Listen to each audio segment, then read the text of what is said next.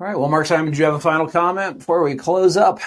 Yeah, I was going to say, so what you're selling is we used to have a client years ago in the 90s, and what we called him, he was Laces. That was his nickname, because what he would do is he would manufacture his shoes in China, and then what he would do is he'd ship them to the Philippines, and then they would take them out of the box. They'd put the laces in them. He'd hold them there for 3 weeks, always held them for 3 weeks, and then he'd ship from the Philippines saying made in the Philippines, made in the Philippines. He put the laces on, and he just did the laces because he didn't want to go to jail if he ever got caught. He was an American guy.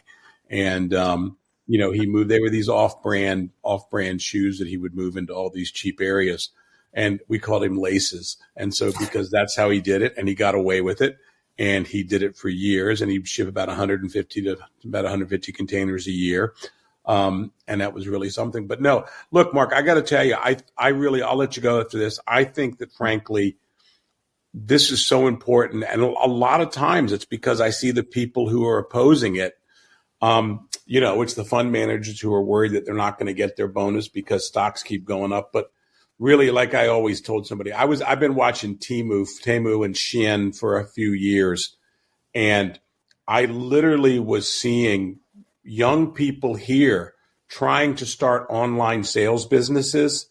Some guy in China would see that they're minorly successfully, and then on Temu, you would see it the other day. And Christian, if you ever go on the Temu site, this is where, they'll send. You can buy a $3,000 toolkit on Temu, and they will just ship it to you in 4 separate shipments or 3 separate shipments, valuing it there.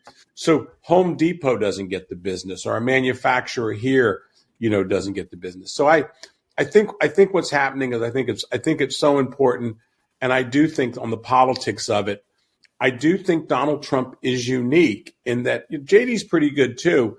I think it's amazing to watch what happens, and look who on the Republican side goes against it. It is the people who really want to be, at all the global events, and Cocaine Mitch and all these other guys. It's really going to be a rooting out of the party.